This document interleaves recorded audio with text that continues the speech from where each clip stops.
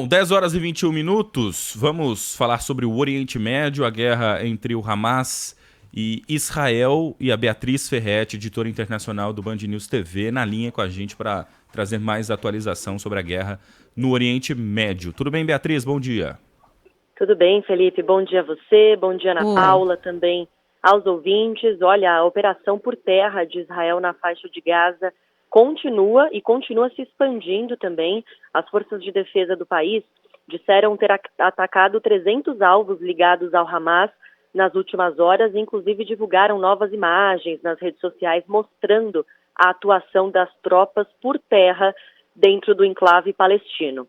Os militares estão expandindo essa operação terrestre nos últimos dias e também estão cercando a cidade de Gaza, que é a região mais populosa dentro do território. É a região que abriga, aliás, quase metade de todos os habitantes da faixa de Gaza. Isso indica que, em breve, essa operação terrestre vai se tornar uma guerra ali na cidade mesmo, né? Passando por regiões onde as pessoas vivem, apesar do alerta feito durante o final de semana de Israel, um novo alerta para que os moradores do norte de Gaza, que é onde fica a cidade de Gaza e também onde está concentrada essa operação terrestre, para que esses moradores migrassem para o sul diante dos ataques que na época eram iminentes e agora já acontecem com uma grande frequência e também numa grande escala.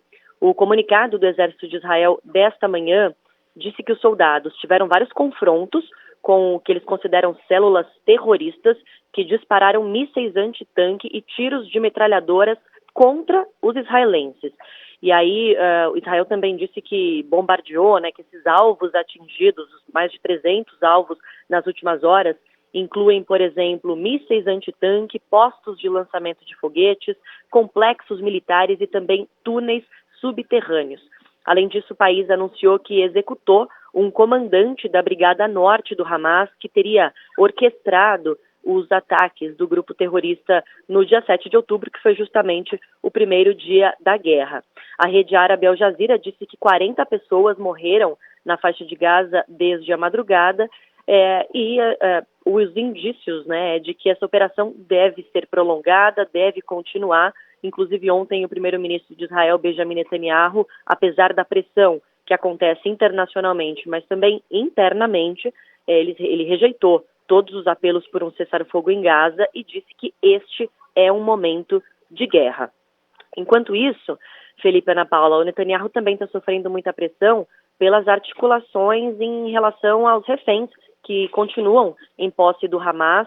Hoje o exército israelense elevou o número de reféns para 240 e Netanyahu está recebendo críticas, porque, segundo esses opositores, esses críticos, ele não estaria colocando como prioridade número 1 o resgate desses reféns em sua operação. E não à toa, ontem o Hamas divulgou um vídeo que diz ser de 3 israelenses que são mantidas reféns na faixa de Gaza, fazendo um apelo direto ao Netanyahu, inclusive críticas a ele, dizendo que elas estão ali por conta do primeiro-ministro.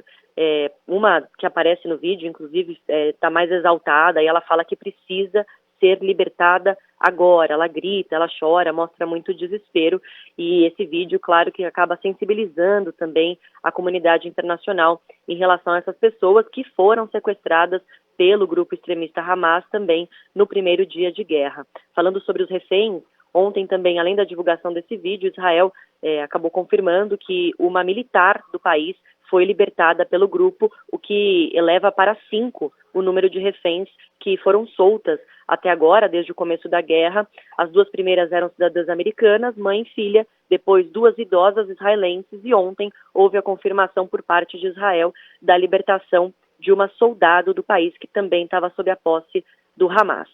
E para terminar aqui eu também falo sobre a movimentação diplomática, sobre a guerra. Ontem nós acompanhamos a última sessão emergencial que debateu o conflito sob a presidência rotativa do Brasil, que teve a presidência do Conselho de Segurança da ONU durante todo o mês de outubro. A presidência, aliás, termina hoje. Ontem o encontro terminou mais uma vez sem nenhum acordo, sem consenso. Havia a expectativa de que os Emirados Árabes Unidos pudessem propor uma resolução para a guerra que determinasse um cessar-fogo ou uma pausa humanitária imediata, mas os países não conseguiram chegar num acordo. Inclusive, essa situação foi alvo de críticas do próprio ministro das Relações Exteriores do Brasil, o Mauro Vieira, que presidiu a sessão e fez críticas, né, dizendo que o órgão vem falhando vergonhosamente para colocar um fim a essa guerra, até porque o Conselho de Segurança já rejeitou 4 propostas de resolução, uma brasileira, uma norte-americana, 2 russas e até agora nada. Já são 25 dias de guerra e o Conselho de Segurança continua paralisado. O único órgão da ONU que conseguiu aprovar uma resolução foi a Assembleia Geral na sexta-feira passada, só que essa resolução, apesar de pedir um cessar-fogo, ela serve mais como uma recomendação, uma pressão política, e até agora não teve